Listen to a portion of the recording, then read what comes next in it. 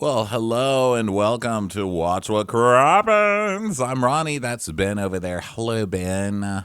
Hi, Ronnie. How's it going? How they hanging, brah? Everything's hanging real well. How's everything hanging with you? Good.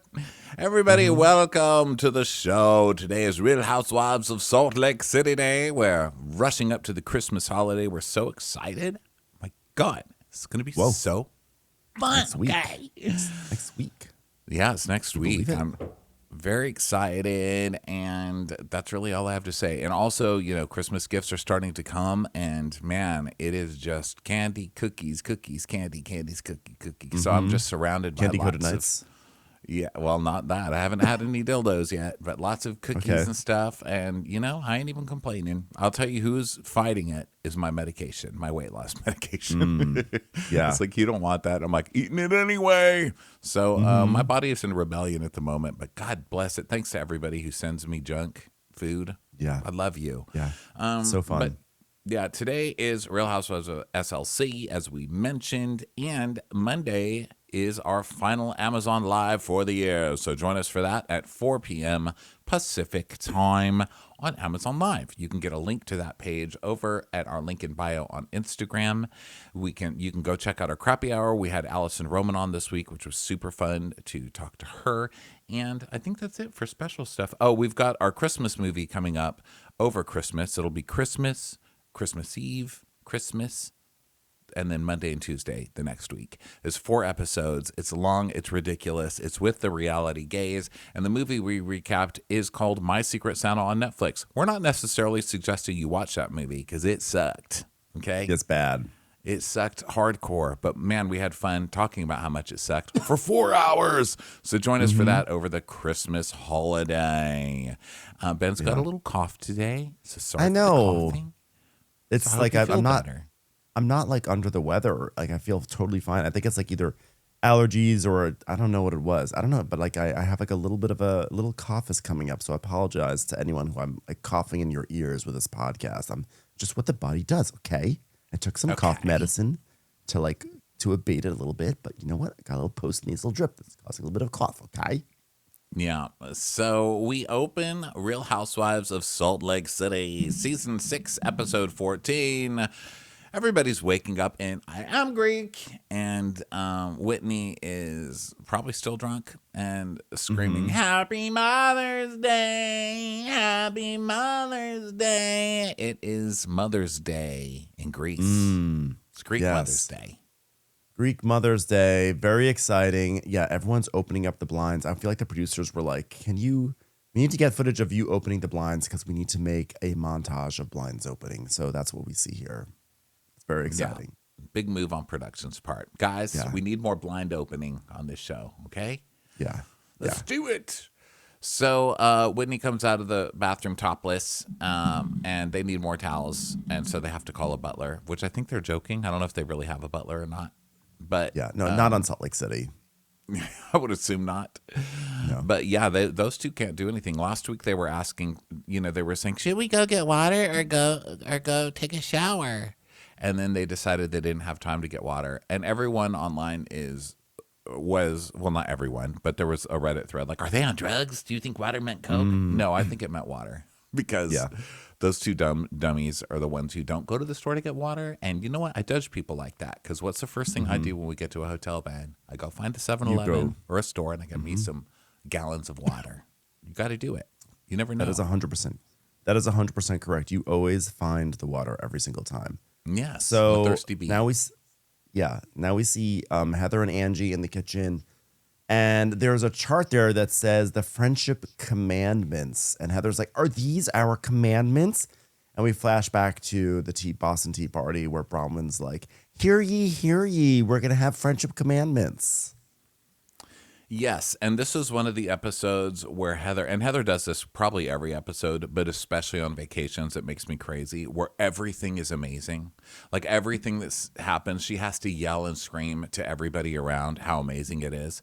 She's like, oh my God, are are these the commandments? Like, these are the friendship commandments that we make? So wait, we make a mark when anybody does something wrong? Is that what we do? Like, everything. They get dinner later, and she's like, oh my God, is this food that you're serving? Are you kidding me? I'm like, oh my God. Like, she's the most performative, happy person on vacation. Is She's that a definitely like, sunset? That's such a Greek sunset. Oh my God. It's like, you're not having as much fun as me, is what she's yelling at you the whole time on vacation. And I'm like, I just want to be away from you. Just be quiet. I'm on vacation. well, she's definitely cheating towards the audience, right? Like she's like, wow, look at this. It's like winking, like, guys, take a look at this. Salt Lake City bringing the comedy again, America. It's kind of her vibe. So this has columns and it has all their commandments on it. And so whenever one of them, goes against their commandment, they get a mark. They get a red mark.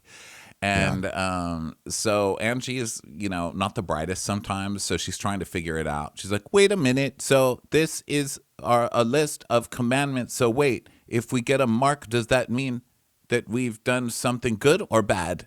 Oh, God. Don't have game night with Angie. Yeah, there's strikes against you. And so Bronwyn's like, okay, well, I'm going to regret this.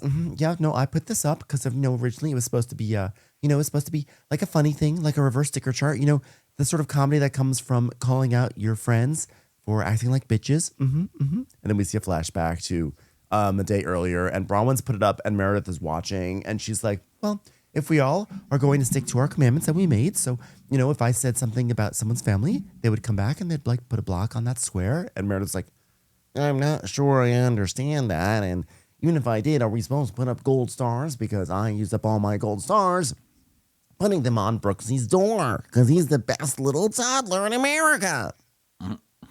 Well, we're always acting like kindergartners. And so this is what kindergartners do. So it's a sticker chart. And I think if you see your entire column in red, then that's bad. And maybe that'll be like a little motivation to change your behavior. Yeah. Their behavior is nationally televised, and it is ridiculed by the internet en masse every single year, and no one has changed. So I don't know if like a little red ink on the wall is going to do anything. But, have fun trying. So Bronwyn's like, well, people with the least marks, I'll buy a prize. You stick to your commandments, and you know what I mean? You know what I mean, guys? And Heather's like, wait a minute. So that means we win? I'm already in the lead. And Angie's like, I'm not getting a prize. And Bronwyn's like, I'm just hoping the sheer humility and embarrassment will turn some of this behavior around. Yeah, again, no, that's no, you're no. So Heather's like, well, I don't want any checks. I want to have my record clean and pure. Let's give Lisa more checks, and then she can say, I didn't do that. Dismissed, dismissed, dismissed, dismissed, dismissed. Then we hear echoes of dismissed, dismissed, dismissed, dismissed, dismissed, dismissed. Dismissed. So they go outside, and Angie's, there's not much room between the door and the pool. So Angie's like walking around along the ledge and acting like she's going to fall off the building. And everyone's like, oh, God, this is funny. Do you see Angie? She's walking along a ledge. Hilarious. I feel like I am Joseph Smith back in the pioneer days, coming across a lake and not wanting to fall in. Oh, dear God in heaven, please save us and this sisterhood. And then we find out it's Mother's Day again because, Whitney comes out and she's like, Happy Mother's Day. And so they're all wishing each other Happy Mother's Day. And Heather is saying, best Mother's Day ever. I mean, honestly, I know I'm not supposed to say that, but like Mother's Day, I mean, on a girls' trip with no responsibilities, every Mother's Day should be like this. And Brittany's like, well, Mother's Day is usually bittersweet for me, and so it's nice being around other mothers, but at the same time, it's a little difficult seeing how other mothers relate to their kids in an uncomplicated, normal way when I have a really complicated, nuanced relationship. Is it complicated, or did you just abandon her for several years? I mean, I think Like Yeah. you've had a few chances to simplify that situation, and you haven't. So Brittany's like, can I point something out? Just like we're light and bright and having fun, and there's one person that's missing. I wonder who that is. Yeah, so you're blaming Meredith for not being there for you guys to pound her and like dogpile her. then you're like, wow, it's so fun without Meredith. Not for long, because you all won't have a toy for very long. Leave her alone for too long, and they'll be coming for you next, madame. That's right. Let's see. So Heather is, really upset about Meredith still. And so she tells a really damning story about Meredith. She's like, this morning I saw her. I was trying to make coffee, but the coffee machine was broken and she was very maddish. She was very maddish. I could tell. I could just tell she was going to get mad because she tried to get coffee and Angie said it's broken. And then Angie was trying to fix it and Meredith was so mad. Has Heather been around someone who drinks coffee before? Like, this is a normal emotional response to the coffee machine being broken. You wake up in the morning, you're dealing with a whole bunch of bitches, you're tired, you're hungover, you're jet lagged, and all you are looking forward to is just a nice little cup of coffee, and then the coffee machine's broken on what's supposed to be some sort of 5-star luxury, accommodation. So yeah, I would be mad too. Yeah, don't take it personally. She's mad at the coffee. Jeez. She's mad at the Keurig. Who hasn't been there? Yeah, who hasn't been? Everyone, like, half the point of coffee is that, like, coffee makes you feel better because and then when it's not there for you, you're grumpy, and that's just how coffee is. That's coffee culture. Yeah, but it's also Heather's like, wow, I just yelled at her at dinner again last night after she tried to give me a peace offering. I wonder why she's still mad. This is so crazy. Like, I'm going to enrage somebody, and then I'm going to act like a huge victim when they're mad the next day. Which, is typical. So she's like, Meredith refuses to acknowledge my experience. And last night's dinner was no different. I mean, I just shouldn't keep having the same discussion, I guess. But I'm just holding out hope that Meredith will swallow her pride for the sake of our friendship. Lady, she just wants coffee, okay? So Brittany is like, Angie, okay, like, what are we doing? What's happening next? And Angie's like, well, first we need to find Meredith. So Mary goes in to find her. And Angie's like, Lisa, Bronwyn, Mary, and myself are going to ride donkeys. Oh my God, are you kidding? Are we really? Oh my gosh, like we're really gonna like go ride donkeys? That's like crazy right now. Oh my God, I love that. I love a donkey. I thought I would put asses on asses. These are two asses. And then Meredith, Brittany, Heather, and Whitney. And Whitney's like, well, that's an interesting combo. She's like, yes, are going to Greek cooking class. And Whitney's like, why do you hate me all of a sudden? Even though I'm really frustrated with Meredith, it might be nice to spend some good one-on-one time with her at cooking class. And then Brittany is like, are there just like not enough donkeys on the island for all of us? Like, what about me? So Whitney's like, yeah, because every time Meredith opens her mouth, Lisa's piping in and wait, what happens when Meredith talks? I'm confused. So now we go to Mary seeing if Meredith is okay. And Meredith is in full-on victim mode, where her head is completely tilted to the side, and she's just looking down, shaking her head, like, so she's like, are you okay? She's like, well, I'm very tired of being treated like I'm a piece of dirt on the floor. If I'm going to be treated like a piece of dirt, please don't be dirt on the ground. I'd like to be dirt on a seat.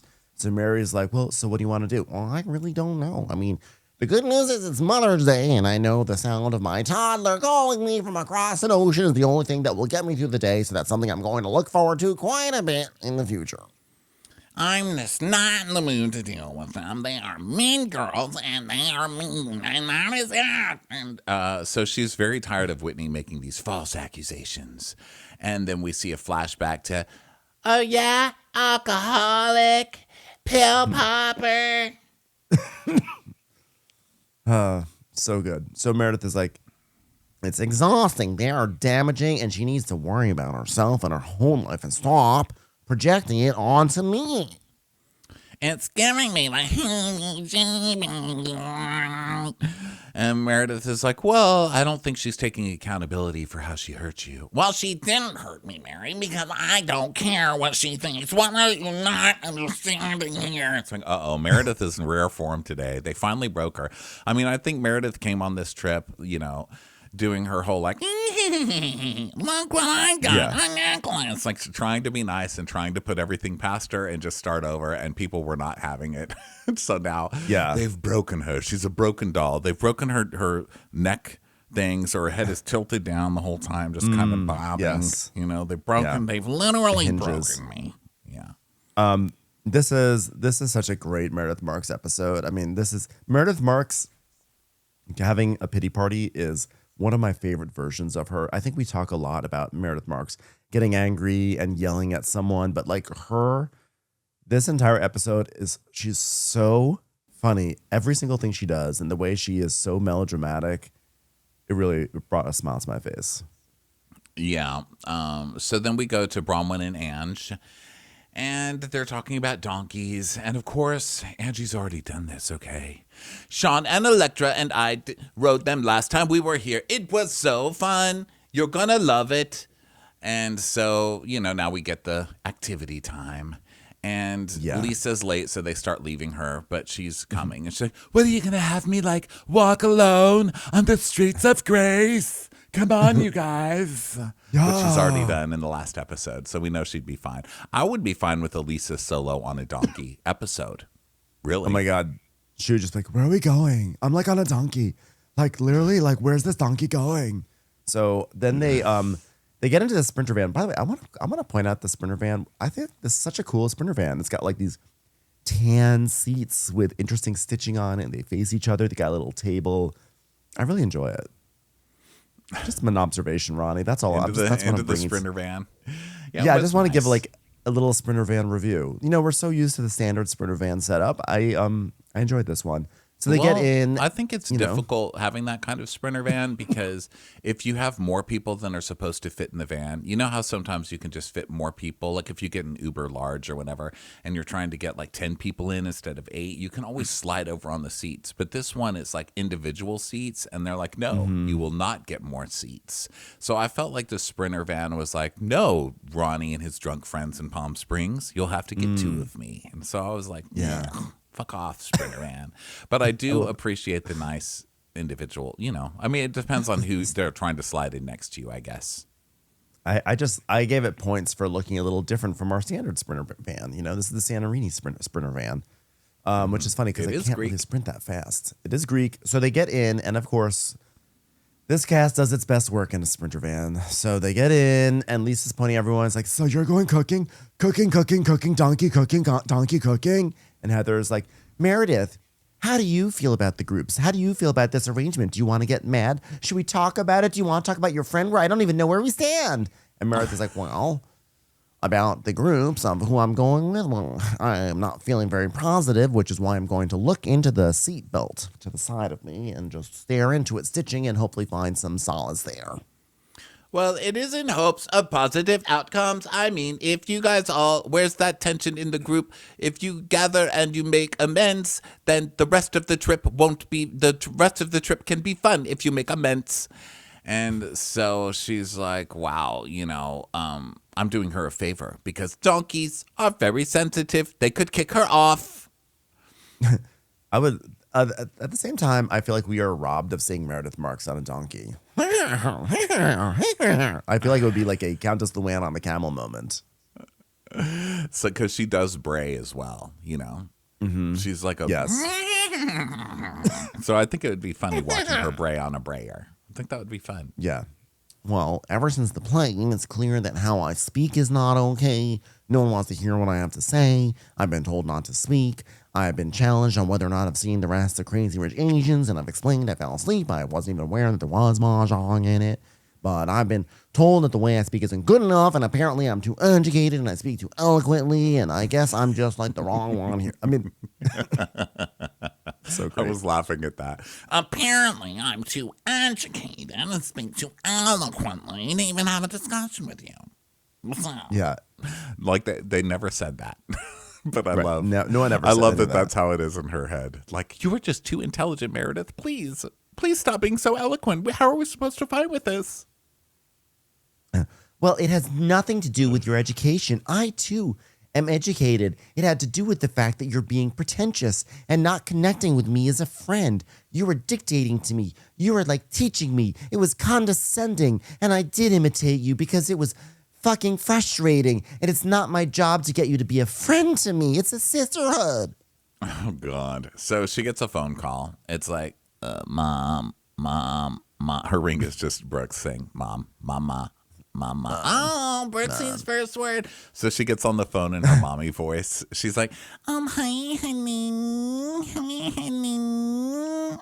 And Brittany's like, she's taking a phone call. I can't believe this. Yes, honey. I did mash up some sweet potatoes and left them in the fridge for you, honey. I miss you too, honey. I wish I was there to feed you myself. And then she's just like, she's like, hi, honey, how are you? It's my son wishing me a happy Mother's Day. I'm sure you can all understand. Hey, honey, did you put the little ring on top of the big ring on top of the bigger ring? Oh, So the producer is asking Heather, well, she picked up a call in the middle of your argument. I mean, wow, what do you think of that, Heather? She's like, hold on. My daughter is called as well. Sweetie, I know you're 22, but you must have, you just have to smooth the dollar out before you put it into the machine, okay? Oh, you too, darling. Happy Mother's Day to you too. I'm sorry, was that bothering you? Yeah, except the thing is that your version of it, Ronnie, somehow was a fraction of the length as Heather's version. This thing went on for so long. Listen, as someone who kills jokes regularly every single day, who takes them too far, too long, and kills many a dead horses, even I'm saying, whoa, Heather, this was going on too. This was like, come on, let's I was trying to do the audience a favor, okay? It went on. I was like, is this still going? Is her little bit still going? Okay. And it's really funny because she gets, of course, supremely offended that Meredith takes this call. But I read Heather's first book, and in that book, she's complimenting Meredith on one of her traits being that no matter what is happening, she doesn't care if she's in the middle of a meeting. She doesn't care if she's in the middle of dinner with friends. Wherever she is, if the kids call, Meredith answers on the first ring. And that was something I just remember always thinking was so funny because when we first met her, when I first met her a couple of years ago, that's what she did. It was like we were talking, it was like three people talking, and she's like, and here's how I feel about it. Oh, hold on, Roxy, hi, honey. She just picks it up right there and talks. So they all know that she does this, and it's Mother's Day. So now they're going to make this the biggest deal and be like, I can't believe you are taking a phone call after we just tried to start a fight with you over the same thing we've been fighting about for 6 weeks. How dare you, ma'am? So then Meredith does the next great thing, which is that she then litigates this whole matter in front of Brooks. She goes, well, honey, I love you, but I'm getting yelled at to hang up the phone on Mother's Day, which is today, and I am a mother and you are a child, and this is me fulfilling my Mother's Day duty. But sure. I mean, instead of us talking, I guess I just have to hang up on my toddler. Thanks a lot, ladies. So she hangs up and everyone's super awkward because now Meredith is going to be the biggest victim in the world about it.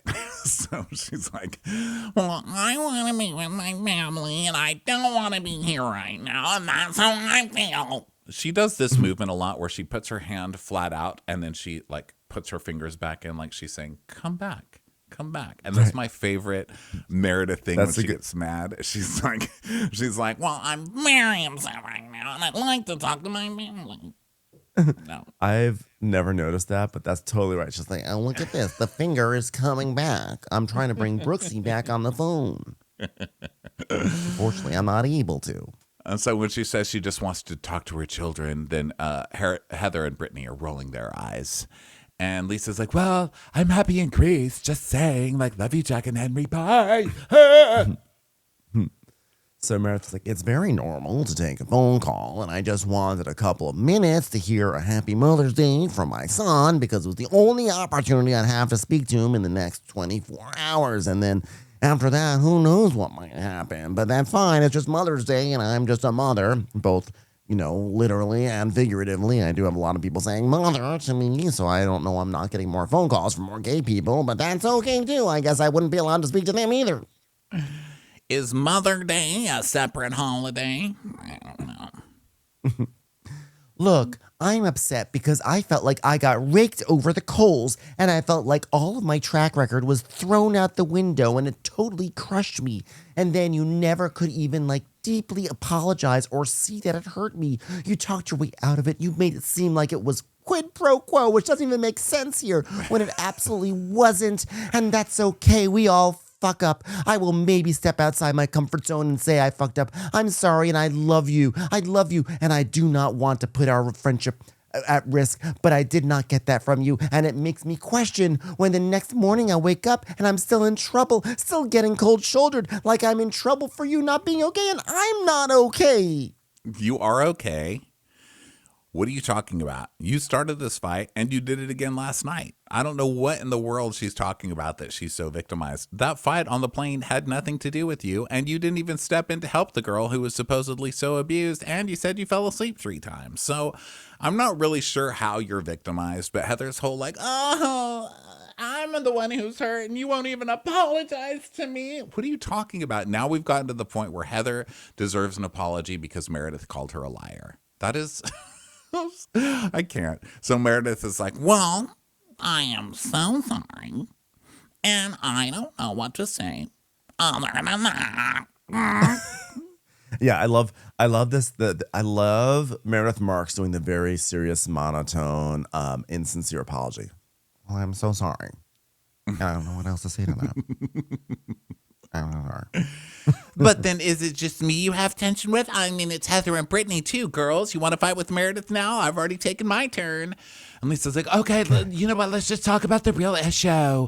Okay, Whitney, her feelings are hurt because she's basically, I want to hear from Meredith. I want You're to. doing it really? again. Because you're piping in on Heather's fight right now, as you always do. But you're doing it again. This is what I say happens every time. She goes gray rock, and you pick it up, and you speak for her. What? I didn't pick up a rock. No, I'm just saying, what you mean, because this is why we're gray rocking, because nobody says what they mean. That's all I am doing. It's Mother's Day, and I had to hang up on Brooksy. That's it. But why do you feel like I'm always after you, Meredith? I don't know, Whitney. Why would that be? She's just like, you are Whitney. That's why. She's nah. You can't say that I am, because I'm not. You're spreading rumors that I have mental health or substance abuse issues, and I'm not interested in your opinions anymore. Well, it seems like you are, though. And Heather's like, Meredith, don't be an ice queen. Feel with your heart what your friend is saying to you.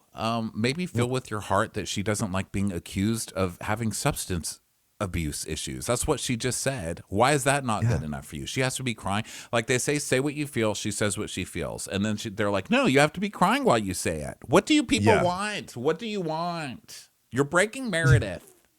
Yeah. She's like, well, she's projecting lies onto me, and I'm not interested in the lies. There, you said it, yeah.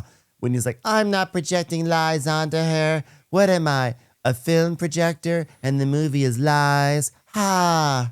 Brittany's like, but that's her experience. Oh, who cares? I'm so sick of this. But that's my experience. Your experience is wrong, and you're telling it wrong. Okay? You don't get to lie and then just be like, oh, it's my experience. So that's the true opinion. No, your experience, your experience sucks. That's my argument.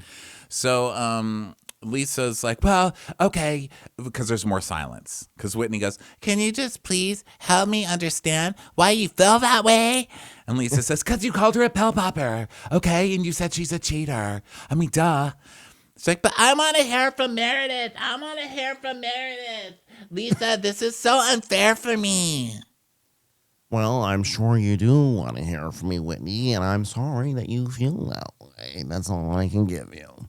But she just said that you were accusing her of having substance abuse. She already said it. She said a full sentence, and she said why she's mad at you. Why do you need her to say it 10 more times?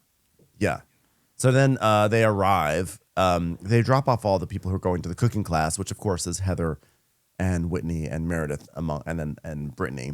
And then Meredith just like walks off because the rest of them go to the cooking class. Meredith is like, I'm going to walk in this direction until I get to wherever I need to get to, and that's what I'll do. So the rest of them go meet Giovanni, their cooking instructor. And while they're all getting situated, we keep cutting back and forth to like the happiness of like, oh, welcome to the cooking class. And then Meredith being like, clock, clock, clock, clock, clock, as she like sniffles her way down the streets of Santorini. Trying to figure out cobblestones in her heels. She's like, all right, well, this is not as easy as I thought it would be. I'll tell you that right now. And Heather, gets there with her over-exaggeration with Giovanni. She's like, what, Giovanni? Your name is Giovanni? This is crazy. We're going to cook everybody with Giovanni. He's Greek.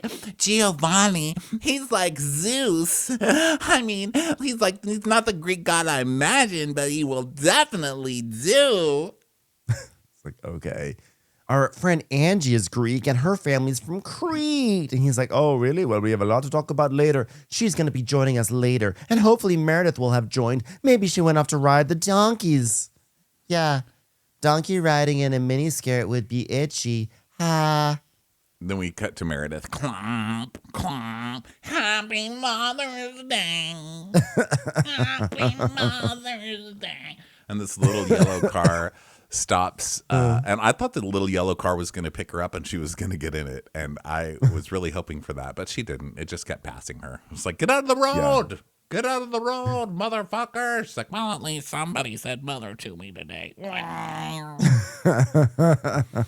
So over the donkeys, they're arriving. They're talking to like the donkey owners, and Lisa's like, oh my God, hi.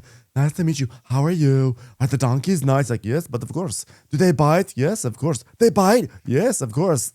And then finally, Angie's like, translates because he has no idea what she's saying. He just she like, doesn't yes, translate. Course. Lisa keeps going, tell him, but I don't think he understands. Angie, ask him if it bites. And Angie goes, does it bite? And he's like, no, yes, of course. And she goes, no, bite. Yes, of course. Bite. Yes, of course. I was like, Angie, it's not Greek to just keep saying the same English word over and over to the Greek person. And she's like, listen, my 5 words of Greek do not cover this situation. I just love that when Lisa asked, does it bite? He's so happy. Like, yes, of course. Like, you came here to get bitten, right? That's like part of the appeal. The customer is always right. You just say yes to anything. So Lisa's like, is this a boy or a girl? I don't even know. I won't ride a boy.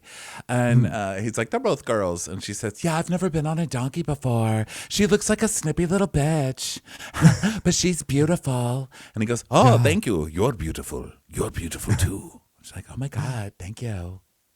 The donkey's like, one moment, I'm getting a phone call from my toddler. Hi. Oh, I'm sorry. I guess I have to do a donkey ride now, but it's the only time I can speak to my child. That's okay.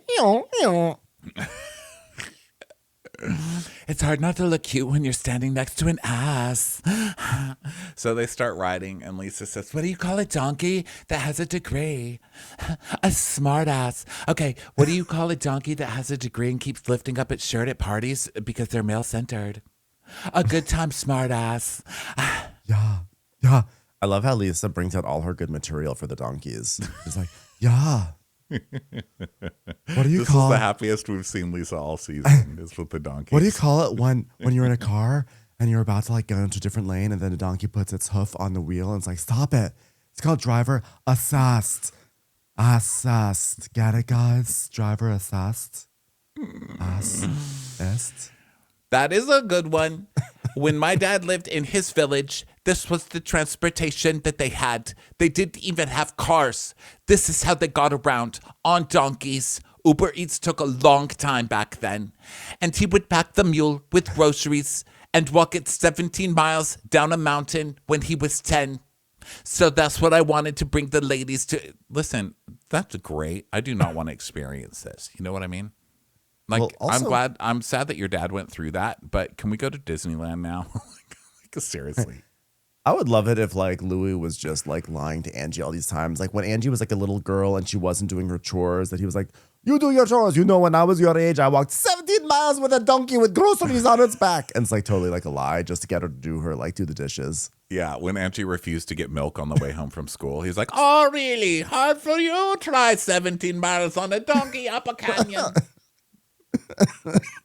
Oh, you can't pick up the milk? Oh, I'll tell you who picked up the milk. I did every single day with donkey on its back. 17 miles. 17 miles. And you know, it was like 3 blocks. But he's like, 17 miles. This is important to me because for me, it is much deeper because it is a glimpse of my dad's childhood. And I pictured this 10-year-old little boy and how grateful he was just to have a donkey while we drive Porsches and Range Rovers. We're so blessed. We're so blessed with our lives. I love, it's like a peep show. It's like a peep show when they have a moment of introspection and gratitude. Like the thing comes up and you see the gratitude and then the shield comes all the way back down again. They just go back to being materialistic and self-centered. They're like, wow, that's real. Wow. Can you imagine? We take for granted that we drive these Porsches. Anyway, let's get back to going into our It's like world of poverty luxury, porn. not giving It's back. like, wow, remember a time when people didn't have iPhones? Look at the poor people. Take a picture. Okay, let's go back to the resort. Yeah, let's go back. Then Mary is on her donkey and she's like, is anyone else not enjoying this besides me? She's like, why are we on a donkey? Why? Why don't you like it, Mary? Why? Why, Mary? And she's like, well, I just feel bad for this little boy. I mean, like, I'm on his back. It's so nice to hear somebody say that because Yeah. these people do not need us on the back. And you remember when the cast of Shaw's went on like horses? I think they went horseback riding. And I was like, you know what? This cast does not need you all on them. This cast of horses. This cast. It was a crossover event. You're with abusing the horse horses at this point. Okay. Yeah. You So just Mary's ate 10 like, courses on camera. They like literally just ate 10 courses and then they got on a horse. You know, those horses. Mary tells us, I didn't see Greece coming with riding a donkey. Like, you've got all these beautiful views. You got the water, and my outfit's cute. I look cute, but I'm on a donkey? Like, why did you do this to me? So now we go back to the cooking class, and this chef Georges comes out. I made him. I don't know if it's pronounced as Georges, but I feel like anyone who's a chef should just be pronounced Georges instead of George. And Heather is like, so tell us everything. What are we making today? Pray tell, what does Zeus from Mount Olympus, what has he brought down for us? Is it ambrosia? Is it wine? Is it grapes? Please take us into your land and perhaps bring us back to the council of the gods. Like, okay, ma'am. Okay, we're just making moussaka. That's it. It's just moussaka. Yeah, it's like, well, it's Greek moussaka to be specific. He's like, it's Greek moussaka. Oh, thanks for the specificity. And Heather's like, are you kidding? We got our own little moussakas that we get to make? We're making our own moussakas? Wow. Wow, girls. Like, they know. They're all there. Why are you announcing everything like you're a game show host? Just let them make their fucking moussaka, for Christ's sake, lady. Yeah. And so then we hear the... Because here comes Meredith. In classic Meredith form, the classic walk Head off and walk tilted. back. Yeah. Like, well. Head tilted, hair just kind of swinging in the wind. She's kind of moving it out of her way, and her big, it's like, I guess I'm here. I had no choice but to go back because I'm stranded. Otherwise, it's not exactly what I want to do, but where else am I going? I can't walk back. Gonna make some moussaka, or as Brooksy likes to call it, momsaka. Actually, what he says is mom's so cool, which is sort of like moussaka if you think about it. So Giovanni's like, momsaka. Oh, hello, my name is Giovanni. George, our chef, is here. Beautiful lady, come, please, join the beautiful cooking lesson. And she's like, wow, lovely. Thank you for welcoming me.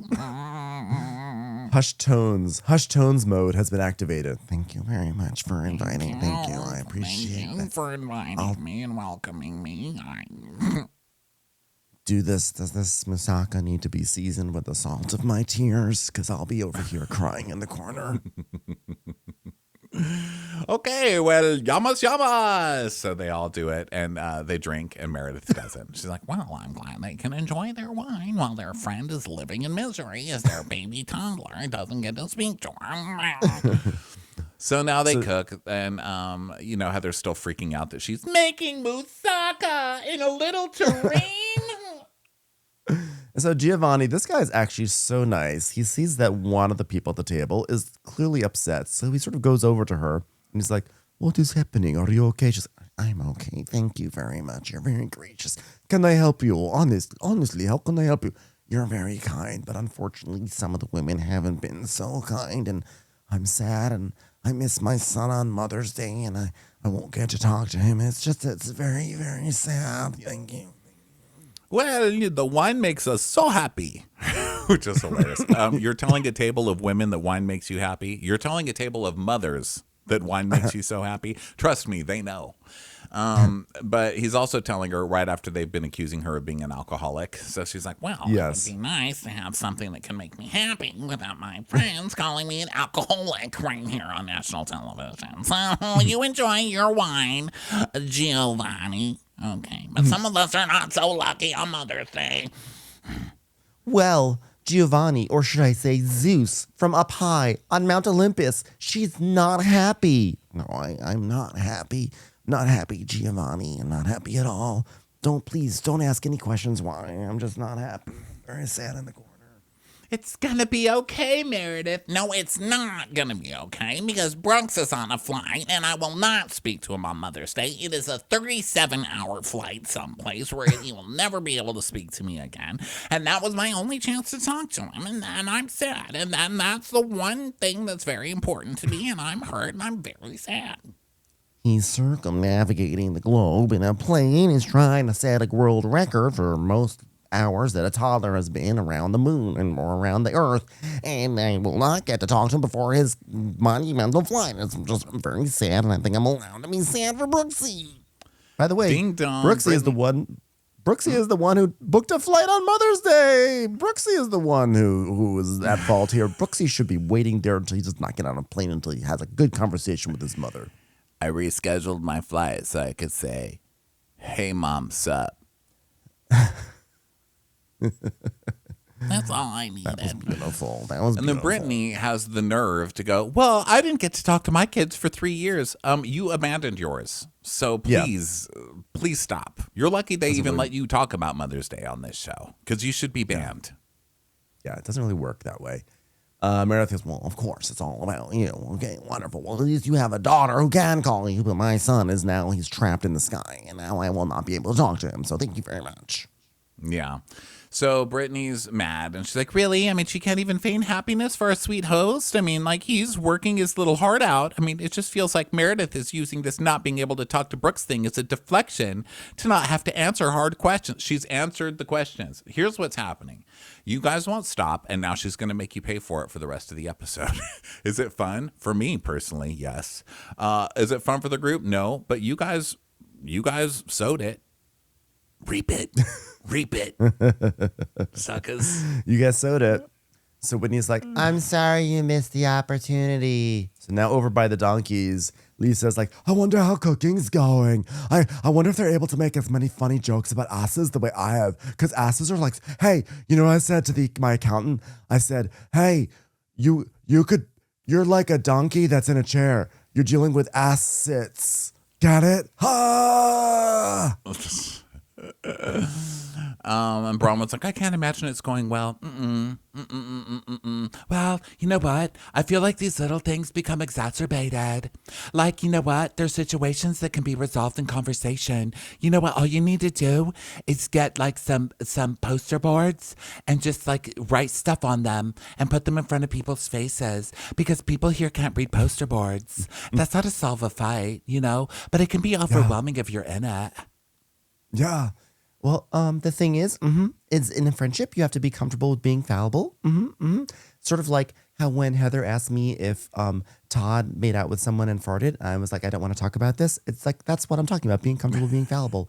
And like, yeah, just be fallible, people, you know, or call everybody a liar and say that you never said that in the first place. That would be fun. That's a good one to do. Or just tell them that it's like sealed. That. Just say the case is sealed. That's how to do it. Yeah, just being fallible. And it's people, we make mistakes. Sometimes we take the cherry off the person we love's banana split before they're ready to have the cherry. And if you want to have deep friendship with someone, you just have to let them see the parts that aren't good. And as hard as it is, she also has to own what she said and not just wait for you to come to her rescue and talk her way out of it for her, because you have been helping her and maybe you should step back so she has to find a voice. Yeah, it's just like so hard for me to step back. It's like really hard, just mainly because like my heels don't like support that kind of movement. And Angie's like, but she wants you to keep doing that for her, and so she doesn't have to do it. And that's the thing. Meredith and Heather have to figure it out for themselves. If they're going to have a relationship, you can't figure it out for them. Yeah, well, I hear what they're saying, but like it's going in one ear and not the other ear, because I'm like a real loyal friend. I'm never going to stop defending, that whore who poses, like the poses with her family of posers. I'm never going to stop defending her. It's like the biggest whore in New York. I love her. Yeah. Slept with half of Manhattan. Yeah. Well, yeah. She's like a great. I'm like a great friend to her, and she's like a great friend to me. And Mary's like, I don't know, something's off with Meredith. I'm feeling like something is off. So now the donkey ride girls, the donkey riding girls go to the cooking class. And Heather's like, oh my God, it's the girls from the donkey ride. Can you believe it, everybody? They smell like donkey. They trekked from high and low across lands of plenty, through sun, through rain, and they have made it here to greet us with their friendship. It's like, oh my God. Relax. You know what? I love donkey riding so much. I love my donkey. I loved it. I have 5 now. Yeah. Well, I got thought 5 we had donkeys. fun, but you guys came back have twice as much energy as us. Did they feed you guys moussaka too? Ha! Well, they're outlapping us on the fun department. And Mary's like, so did you guys talk? I mean, you didn't get anywhere? You didn't talk? And Heather's like, well, Meredith expressed that she was upset about Mother's Day. You want to talk about that part, Meredith? So talkative today. Why don't you talk about it, Meredith? Well, just that I'm not gonna get to talk to my son, and just made me sad. I'm gonna shrug to show how sad I am, because it's been a bit of a rough day, and it would have been nice for me to talk to Brooksy, but I didn't get to. I love that, by the way. Chloe's like not a factor here. It's like at Nora's Reed. It's like, well, you can still speak to Chloe and Reed. Not as good as Brooksy. He's like really the most fun on the phone. Like, if I'm not talking to Brooksy, why even bother with the other two? I mean, they're all slicing a lemon together anyway. Yeah. Jonathan goes, oh, you're sad about your children? Well, join the club, Meredith. You're not in that club. You're so happy to not be around the kids, you say. Yeah. So she's like, but you're not that true. What you're really upset about is all of it. She goes, well, of course I am. And that's what I was telling you, Heather. Yeah, well, when it comes to your emotions, I think it really has nothing to do with Mother's Day. And it has to do with, like, our feelings and our relationships and our friendships. Well, am I allowed to just be, like, upset for, like, 5 minutes? Okay, I tried to walk away, and it was very difficult cobblestone street, so I had to come back here and cry. But you don't get to use that as a detour so we're all begging you to be a part of the group again, Meredith. And I'm here. I'm just showing up for my girl and having a great time because we knew we were going to be in Greece on Mother's Day. We all chose to be here. And Bronwyn's like, it's not a surprise that it's Mother's Day. Okay, we knew we'd be here. Okay, they even arranged for us to be able to give someone a bob. Just us, so we could feel like mothers again. Well, you know what? I'm going to say this on Bravo again because not enough people are saying ground zero. So let's just go back to ground zero. Come on, guys. Does she know? Is it? Why do people keep saying that? Let's go back to Does she know about square one? Is it square one? I think yes. Let's go back to square one would work better. But ground zero is just not Let's good. go back to ground That's zero. The place of the destruction, you know? Yeah, and we don't that's need where. to. Sorry, go ahead, Ben. No, I was supporting you. That just said we don't need to. Oh, thanks for the support. You're a real donkey. So you know what? That's where Whitney and Meredith are not getting along because Whitney feels like one way and then Meredith feels another way. That's just it. Lisa's hilarious because she's now trying to chime in and sound more neutral, but she's just saying generic things. Yeah, guys, Meredith feels one thing and Whitney feels another thing. See, look, I'm very neutral. And so Whitney's like, what I said about you, Meredith, look at me. What I said about you pill popping and alcoholism is a very slippery slope, and it's not appropriate. And I'm sorry. I'm sorry that I called you those names, Meredith. I'm sorry. Look at me. Look at me. Meredith just goes, okay, great. Great. She does. She goes, okay, great. At the end. I never should have called Meredith those things, but it doesn't take away my concern for my friend. She's like, well, I never should have called her an alcoholic and a pill popper, but she is. So whatever. What she should have said was, I needed to say something extreme to get your attention, which is I thought what she was going to say, but instead she's like, no, I just shouldn't have said it. So Angie's like, Oppa, there we go, making headway. And actually Giovanni goes, Oppa, yamas. So they cheer. And Angie's like, now that's the man you should be looking to get a phone number from. And Heather's like, how do you know that I don't already? Did you see his Rolex? Huh, we've been hooking up. Huh, what? What's your version of hooking up? Mine means just hanging out. What? Why would you think that we had sex? Sorry, I was missing for a while, guys. I was fucking around with Giovanni. Did I say that? So now they're going to get ready for dinner. And they're back in the Sprinter van. And Lisa's like, I keep almost falling asleep. Is anyone else tired? Is anyone else tired? I'm like, if they were tired, you're probably waking them up again by being like, are you tired? Are you tired? Heather's like, nope, not one bit. Just ready to run a fucking marathon. I mean, Whitney's like, are you ever going to shower? And Whitney goes, yeah, but are you? And he's like, I realize I have to apologize to Meredith because I've got bigger fish to fry here, which is that Heather smells like fried fish at the moment. Yeah, can we just get Take Heather a shower. in the shower? I'll put all my fights aside if we can just get Heather to take a shower. I shower every day. I do it when you're not in the room. A 10 to 2 in the shower. That's what I do. I should say a 10-2. 10-2 in the shower. What does that even mean? Meredith does a 10-1-2 every time, and she shouts it from the rafters. 10-1-2. I mean, Heather clearly learned some sort of slang because I've never heard this before. 10-1-2. I only know of 6-7. 6-7. 6-7 in Greece. So what do you think this means? I mean, we find out that number 1 is pee-pee, number 2 is poo-poo, which we already knew. But do you think 10 is like 10 minutes in the shower? I think so. But also, why are you doing a 2 in the shower? A 10-2 Well, I think in it the just shower. means I'm going peep, I'm going poop, and I'm taking a 10-minute shower. Like, Oh, maybe they say that yeah. because they're like, okay, guys, we're leaving in 20 minutes. Okay, well, I'm doing a 10-1-2, so I should be out in time, I guess. I Like, kind of like that. A 10-1-2. yeah, I'm just going to pee, poop, shower, and I'll be right back out. Take a quick shower. Now, here's a hot take. I won't dwell on this because I know this is not your favorite subject matter. But if you're doing the 2, you're kind of doing the 1 at the same time, right? Why does the 1 even have to? Oh, I see. Never mind. I was thinking the 10-1-2. Ugh, I'm so stupid. I was thinking like a 1-minute pee and a 2-minute poop. But it's just saying the 1. It's confusing because the 10 is referring to time, but the 1 is and the 1 and the 2 are referring to the deed. It's all clear in my mind now. Everyone, we can move forward. The National Nightmare is over. Well, I don't know if that's correct, that the 10 means 10 minutes in the shower. I'm just assuming it's that. I don't know. Is the 10 just shower? Is that code for shower? Do we have? It's like we have to Like look up 10 the code minutes book. in the What's shower. a 10? Yeah, I don't know what it is. Oh, 10 is actually doing your nails. Yeah, it could be. I mean, who knows?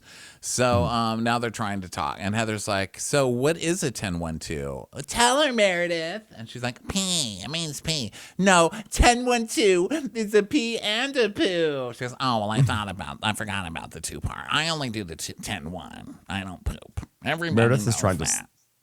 And Meredith is trying to sleep. She has like her head against the window and she's like, she won't open her eyes. She's like, maybe if I just pretend like I'm talking in my sleep, they'll just shut up and leave me alone. 2 means poop. Good night. I like that she was like, well, I was sleeping. She jerks her jaw. She does like a Kirstie, what's her name? Not Kirstie Alley. Ally Sheedy in the bus.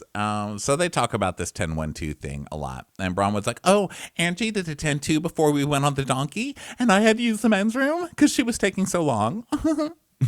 I did not. I did a 5-second 10-1, and then your donkey did a big old 10-2. And then Mary's like, he did, because mine did 1 after Bronwyn's, and mine had a normal bowel movement, and he had diarrhea.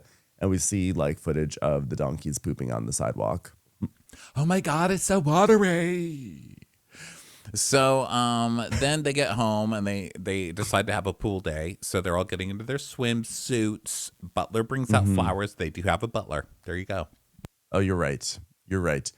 And they're having fun, and Angie's like, we have tequila. And Lisa's like, I'm not drinking that. I only drink my own. It's like, it's okay, Lisa. You can drink a competitor's tequila when you're on vacation. We will not hold it against you. So And I read Meredith that this comes out. was Angie has a partnership with some other tequila. And so Right. Oh, it's she's been Angie's. trying to show her tequila all season, but they won't show it. they keep cutting it out. And Lisa's like, Wow. "Yeah, I'm not going to drink yours. I only drink my own." It's very Kathy Hilton for that to happen. So Meredith comes out and she's in like a cute little number, it's like a bathing suit, but it's like it's typical Meredith where it's like a bathing suit, but also looks like she could like have a meeting in it. And they're like, Meredith, wait a second. And then they're like, that you're supposed to be wearing a bathing suit. And then she's like, oh, and hi. And then she drops the bottom part and there's bikini bottoms on. And she It's like, explains, hello, honey. I do love the Meredith Marks vacation pivot because she does this. I mean, I think season 2, there were many vacation episodes where she was screaming at people and then they'd just wind up in a hot tub just like laughing and joking. She really can do it. She can just turn it all around.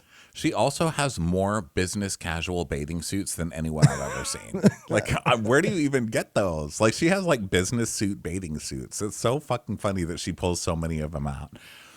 So now they decide they're going to have fun by doing a doggy paddle race, which I don't think they know what doggy paddling means because they were doing the No. breaststroke. This was not Thank the doggy you. paddle. I was it was really Whitney who was doing the breaststroke. I was like, this is not a doggy paddle at all. Like, you do not know what you're talking about.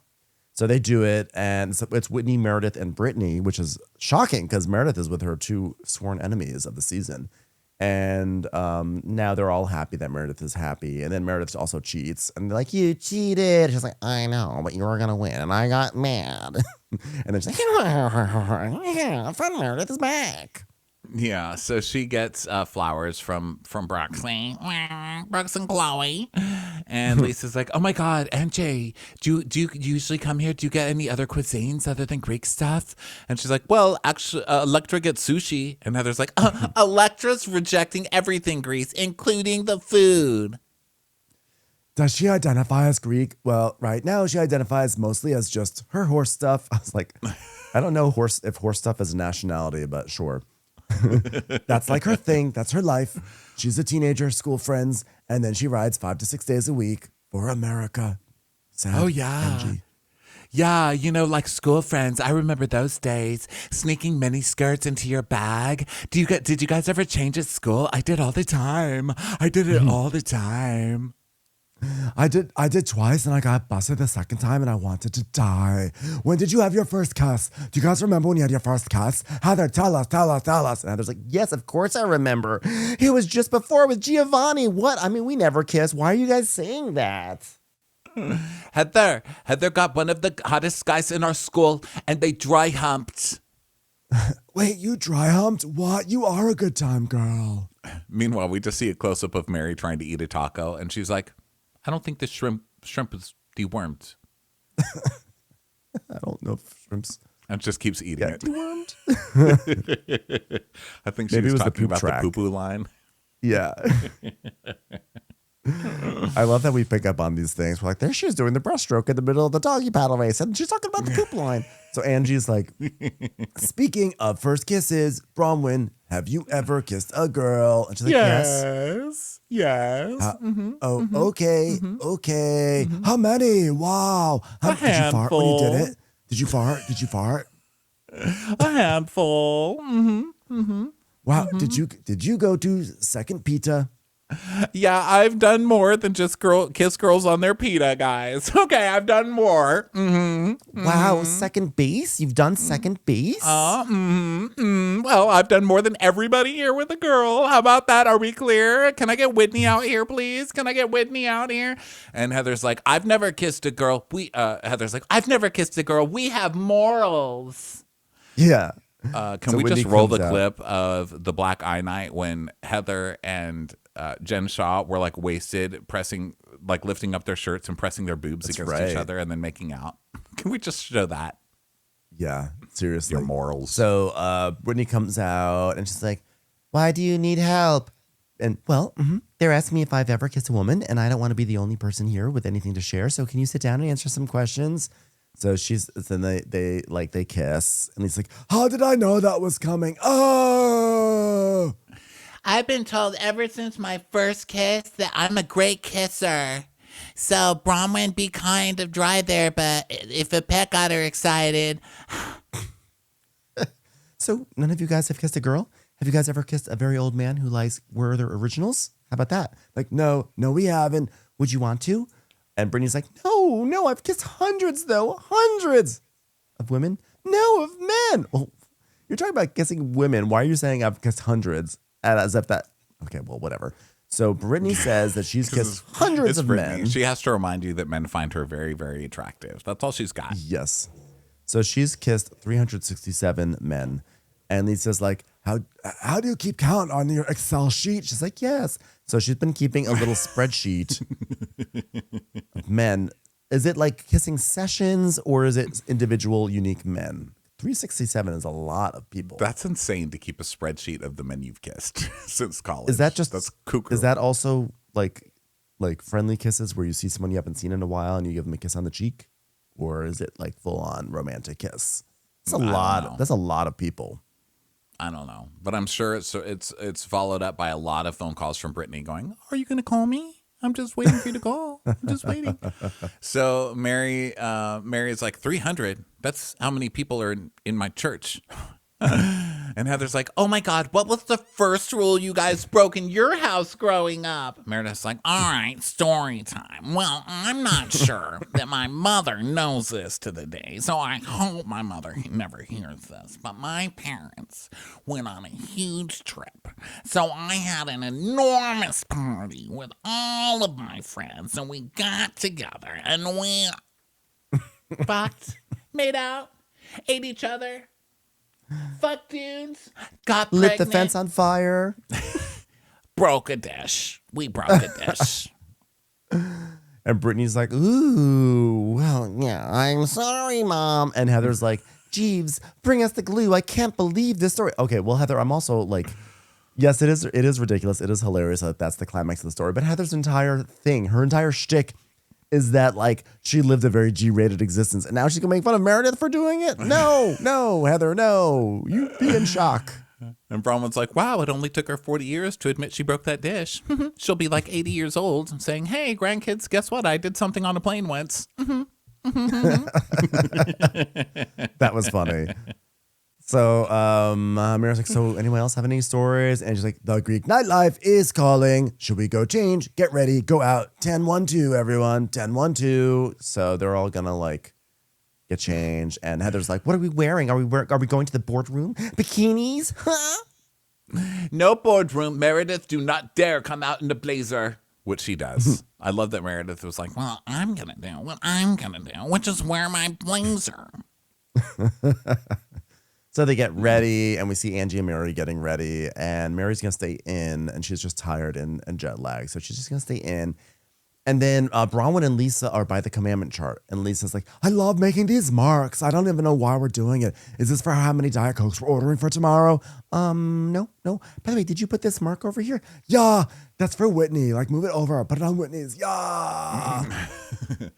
So Heather's like, "Wow, Whitney, you look like an Austrian pummel thrower. You look like you could do the shot put." And Whitney's like, "Oh yeah, you better watch your face." And then she throws her gold bag across the room to hit Heather, and it misses. And she's like, "That was my Prada bag. Whoops, I broke it." Is a pummel, oh, well, I'm not even gonna ask. I was gonna say, is pummel thrower a thing? I know there's the pummel horse. Anyway, I thought there was a Heather shot really put thrower. Maybe she meant shot a put. shot put. I think, yeah. Honestly, I can't even make fun of Heather for saying that because a number of times I use the wrong word at the wrong time. You know, I'm just as guilty. So Heather, you're off the hook with your pummel reference. It says a pummel thrower isn't a standard term, but likely refers to technique in combat sports or historical martial arts using the pommel for strikes. Wow. So yeah, I think she just got it confused. Yes. I was like, I will choose this moment not to be a typical person on the internet and rake her over the coals for saying pummel instead of shot put. I'll let her go. You get away with this one, Heather. But I got my eye on you. So they have this funny moment, and then they get into the Sprinter van, my favorite Sprinter van. I'd like to point out again. Oh, hold on a And- second. I have to interrupt What? this podcast because I've got some information. The slang terms 10-1 and 10-2 are primarily walkie-talkie codes used in film production, but in other fields, they're used for taking a bathroom break. A 10-1 refers to a quick or short bathroom break, urination, and a 10-2 refers to a longer bathroom break, defecation.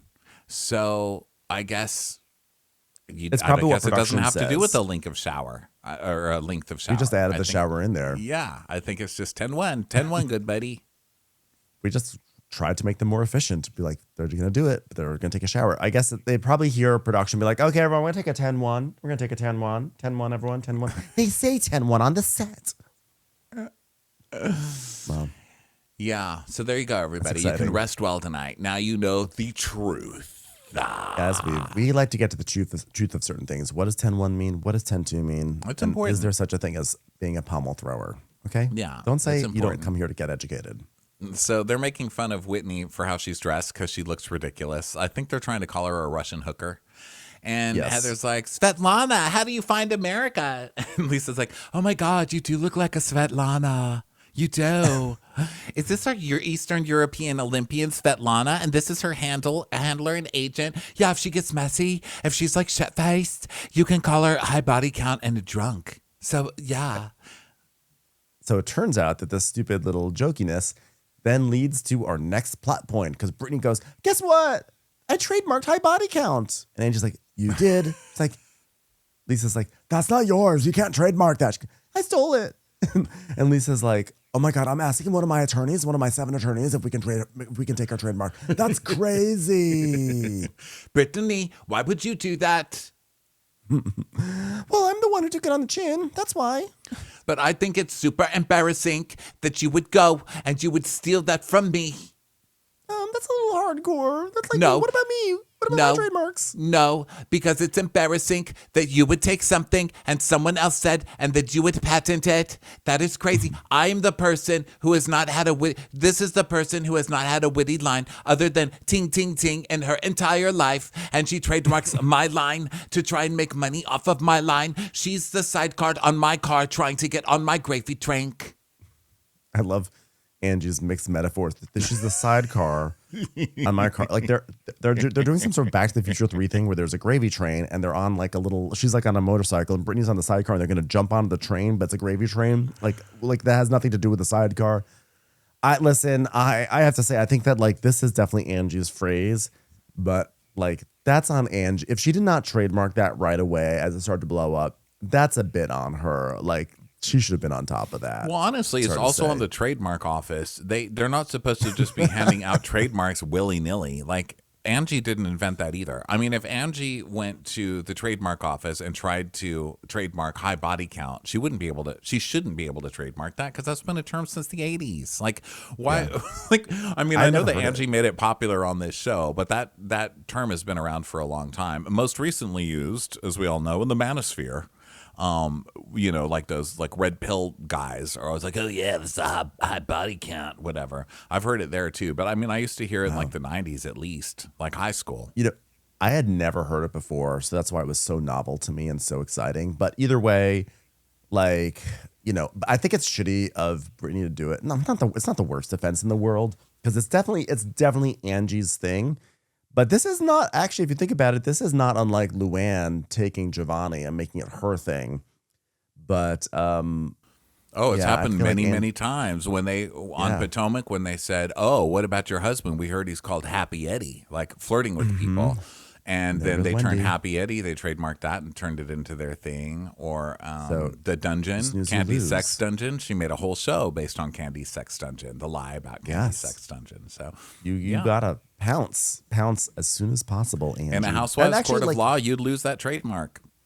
Yep. And also in like real court of law, actually. So Heather's like, you're not flattered at all by it, Angie? She's like, not at all. But were you going to trademark it? And Brittany's like, sorry, all's fair in love and trademark. Sorry, Angie, don't be a sore loser. I mean, I don't know what Angie should have gone and trademarked. I have an announcement. Like that should be the very first thing to do. You can just trademark random words now. I love it. Because that's They just have, basically like- what it is. Like, I can't believe you could trademark that. It's nuts. That's literally nuts. They could have a hostage exchange. Yeah. Like, Yeah. I have an announcement if you give me high body count here. I'm not that mad. I just think it's kind of embarrassing and weird that you would do that. She's like, but I'm the one that had the hair ratted. She goes, oh, so you think people want their hair to look like this? Is that what you're saying? Like they're going to buy your hair product? I mean, come on, Brittany. Well, what's wrong with my hair? I love my hair. Your hair's gotten better. It's still way too long for your age. No offense. Are you kidding me? It's like, yeah, when I look at you, it makes me want to cut my hair. Because when I see Britney's hair, I'm like, oh my God, my hair's almost as long as Britney's. And I just think it looks cheap. I'm not even lying. Oh It my just looks cheap. God. You think my hair looks cheap? Yeah, And- I do. yeah. Yeah, it makes me want to cut my hair or take a length off a little bit so I just don't look as awful as you do. So rude. So now they arrive at a place called Tango, and we know because Heather goes, oh my God, we're at Tango. I wonder if they accept cash here. So Lisa's like, in the summer, I feel like this is probably like insane and amazing. Have you been here in this summer? Summer, the time when the Greek gods and goddesses come down from Olympus and celebrate with us simple humans, and we say, please, please take us up to your mount and make us immortal like. It's like, okay, Heather, be quiet. Okay, we get it. Do you want to hear my and Bronwyn's new business venture? I'm in a good mood tonight. It's me, Meredith Marks, being in a good mood. And they're like, sure. And Bronwyn's like, sure. Well, Meredith asked me if my straw worked, could I drink out of my straw? And I said it would be great if I had a flask inside that you could drink out of. And then Meredith said, Let's trademark it. So we got a patent. Ting, ting, ting. We have an announcement. We don't have an announcement because it's a secret flask that goes inside your drink. And they're like, oh, because actually it's that Bronwyn has like a little purse or a bag that looks like a drink, but it's not a drink. So it has a fake straw. But she's saying, no, we are going to patent that there's a real drink in there. oh, I'm They're glad like, you oh. said that because I thought they were coming up with a flask that's small enough that you put in a glass. Like That a club is- within a club. Yeah, and I was like, why don't you just pour it into the glass? I thought it was weird. I mean, I knew it wasn't serious, so I wasn't trying to take it so seriously, but now I see what you mean.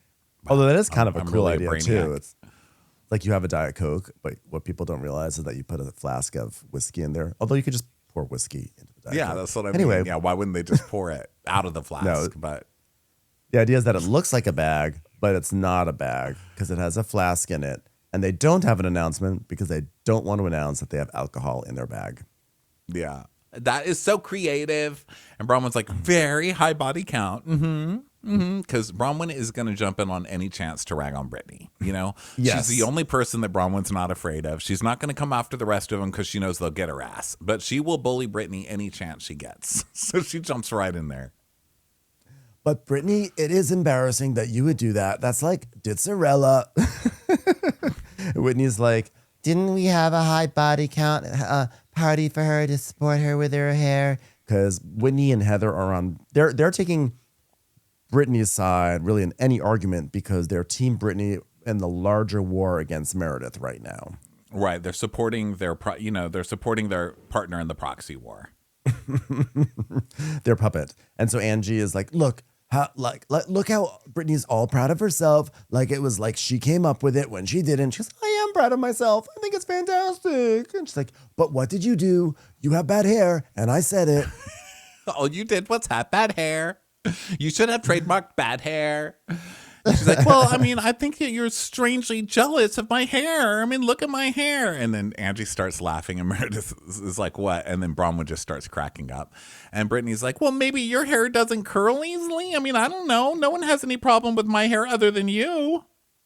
I'm in my lane. I am in my share lane, babe. It's like, well, maybe there's something about me that's threatening. Like, I literally don't know why you're so obsessed with my hair. Like, my trademarks, my business moves, all of that. Like, what's the deal? It's like, there is no jealousy. I think I've been really nice to you.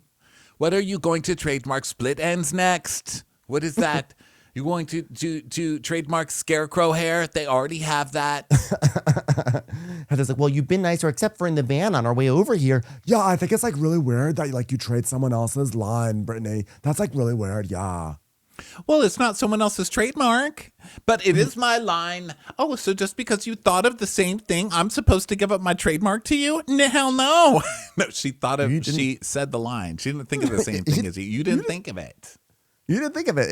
You don't think of your own insults against you. And Braun was like, she didn't think of the same thing. She said it first about me. But you didn't think of it. Here's the thing. You had some crazy ass hair. She made fun of it. She said it. And Heather's like, Angie did not invent high body count hair. She said it in a funny way. But she made it famous. Okay. She made it famous. So if somebody said you look like a slut, then what? Then what? Do you own the word slut? Do you own the word slut now? So Meredith and Bronwyn are cracking up. Well, I was smart enough to do it first, so oh God. Well, and Angie goes, oh, so now I wasn't smart enough? You sound like a fool, Brittany. And she's like, Whitney says, but wait, high body count's supposed to be funny, and I have a high body count outfit on, but low body count hair, and that's what's funny.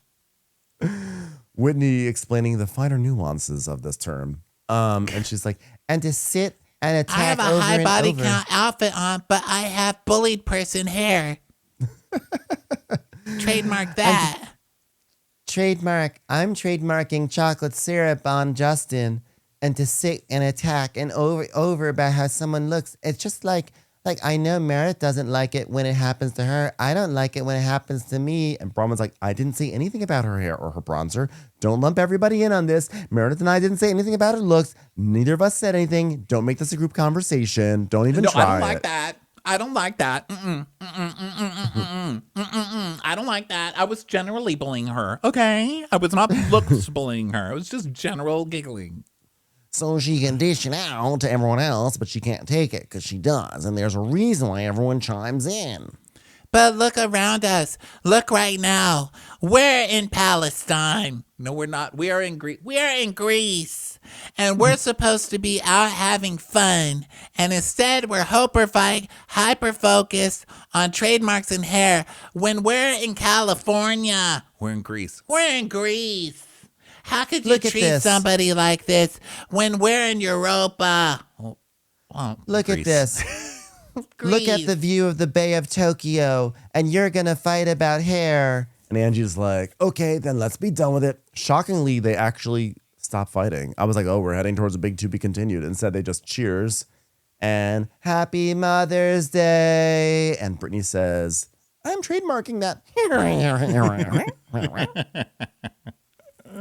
So, Whitney coming in to save the day on the bullying charges. You gotta love it, Whitney. This is a great Alcoholic, pill popper, stop bullying somebody about hair. Great, hilarious episode. And then Salt Lake City is off for a few weeks. At first, it was 3 weeks, and then I guess you saw something it's gonna be off for 2 weeks. But either way, it's gonna be off next week for us. So you will for us, it's gonna be off for 3 weeks. Yes, it'll be off for 3 weeks, which is tragic. But just for anyone who is interested in just general programming notes, that's the news for that. Thanks everyone for listening. What a fun show. What a fun, wonderful way to spend a Wednesday. Yeah, love you guys. We'll talk to you next time. Bye. Bye.